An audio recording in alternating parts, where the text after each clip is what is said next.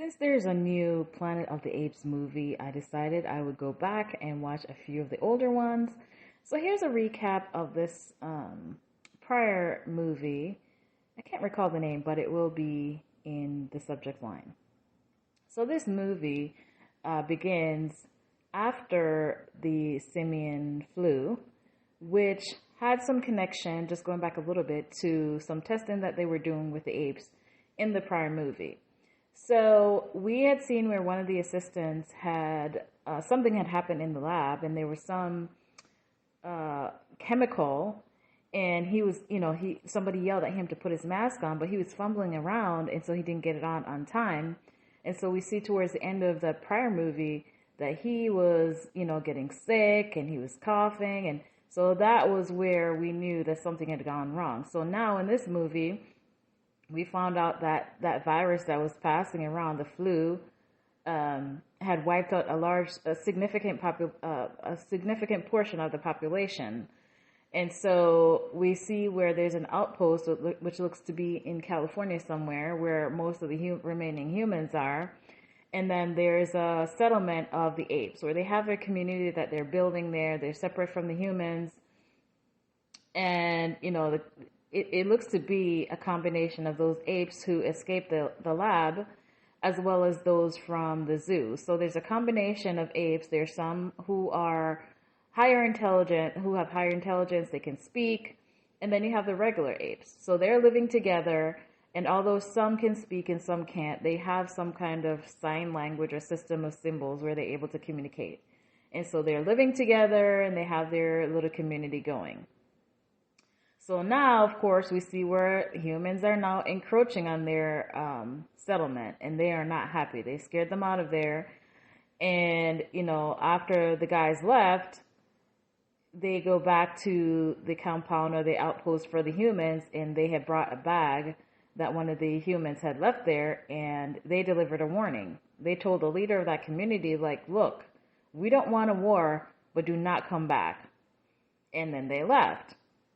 So the leader of that community, he was like, well, after this all went down, in his private, moments and in his conversation with one of the guys who was one who initially went to their community, he was like, well, they don't want a war, but we need the resources because they're running out of power.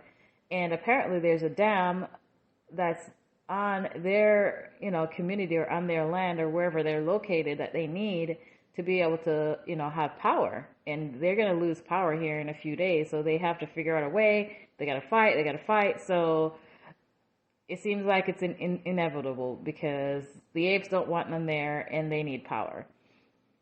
So this guy who was there initially, he decides that he would go back and try to talk to, the leader. Now, the leader of the ape community is Caesar. And in the prior movie, we see where, his adopted dad, the human who raised him, had reluctantly taken him in because he didn't have a choice. He was a little baby at that time, and he had grown up together with the human. And so Caesar kind of, he has some resentment. There's resentment on both sides between the human and the apes because they felt like the virus was because of the apes because, they were tested on them, and now this virus came about and it was killing humans. And at the same time, the apes had resentment towards humans because they were being held in cages and being tested on. And so there's resentment there, although they're staying in their own corners. So when he came back, they're ready to attack. Didn't we tell you not to come back? So he said, please, I have something I need to show you. And he tried to talk them into letting them have access to the dam. So they showed him what he was talking about. So Caesar decides, okay, fine. He's going to give them a finite amount of time to do what they need to do, and they need to leave. So one of Caesar's sons, he doesn't like the humans. There's also one guy on the group of humans who came who didn't like the apes either. And so there is conflict there between his group and them because he always has something smart to say, and he's always stirring the pot, which leads to tension on the other side as well. So Caesar's son doesn't like the humans either because he doesn't trust them, but he is feeling like his dad loves the human more than he loves his ape people, which is not really the case. and I could see how he's conflicted because, the humans are his family. Human saved him when he was a baby. He grew up for a large portion of his life in a human community. So he's kind of conflicted, but he's still kind of cautious.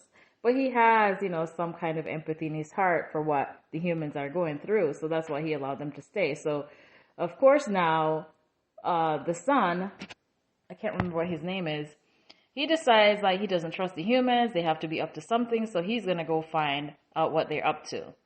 So when he goes back into, the city or the outpost where the humans lived, he realized that they're testing weapons.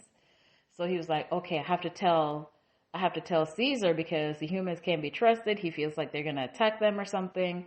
And so when he goes back to tell his dad, the son's name was Kona, I think his name was, and goes back to tell his dad,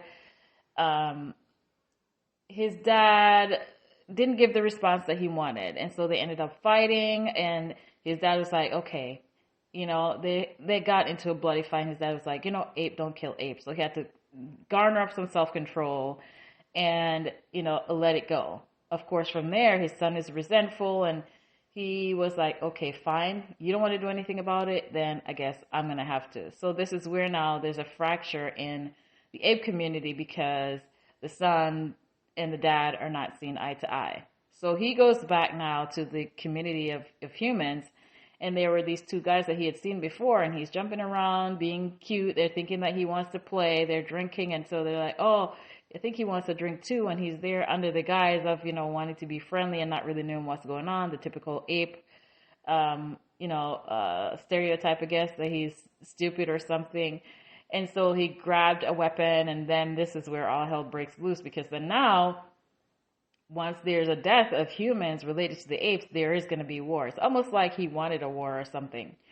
So from there, he started killing humans, and then there ended up being basically a coup, because he kind of took over the ape community, and I guess out of fear, the ape population went with him, and he decided that he's gonna basically have all-out war with the humans. So when he went back, he ended up injuring his dad, and I think he thought that he had killed his dad, and he took over and went back, and it's like all-out war going on. So one of the humans who were there, he kind of got a little bit close to Caesar, and his wife had helped his wife, because Caesar has a baby ape, and the mom wasn't feeling that well, and so the human's wife had given her some treatment or whatever, so they had a little bit of a connection going on. And so after his son had left him there, the humans had gotten him out the ravine and tried to get him some attention, medical attention, and tried to save him. Now, Caesar had two sons, so the other son eventually came back, and he realized that he was told that his dad wasn't dead, and so he was telling him what all happened, and telling him how the son had taken over, and all the apes were with him. But if he came back, they would see that he's alive, and they would come back to his side, because they were going only because of fear. And so eventually he decided he was going to go while he was weak. And so there was some time after that before he eventually went back. And so he went back into the human outpost, where the majority of the group, the ape community, was in all-out war with the humans. And so there they had their face off, and he was able to, I guess, get back his position of leadership over the ape community, but not before there was a lot of wreckage, and I guess the relationship between humans and apes are kind of non-existent at this point, because it was just carnage everywhere. So the main guy, human guy that he was in contact with, I don't remember his name, he warned him, Caesar, that, listen, the government is sending soldiers and all this stuff. They're going to be coming, so you need to, pretty much telling him, like, you guys got to get out of here. And so he tells him, like, it's you who need to get out of here. This is our home. We're not leaving. So they said their farewell, and we see where there's a huge amount of apes who are there. And basically we see where they're like, they're waiting for instructions from Caesar. He's back on top as far as the leader of the community. And so they're going to have to be ready for what the military has to offer and what they're bringing at this point, because they know once the military is coming in, especially with the carnage that his son has left behind, there's probably not going to be any mercy from the military. So now they're going to have to figure out a plan to defend themselves. And this is where the movie ends. So we'll see what happens in the next one. I'm looking forward to watching that one. But this was a good movie. I did enjoy that. But I thought at the end of the movie that, what happened between the son, I don't know, I kind of expected a little bit more action with the son. I know he was resentful and all of that, but I don't know. I was expecting something else towards the end of the movie. But let me know what you think if you've watched this one before. But I'm going to watch I think there's another one before this most recent one, or one or two left. So I'm going to watch these next movies sequentially before I watch this one that's released in 2024. But anyway, let me know your thoughts.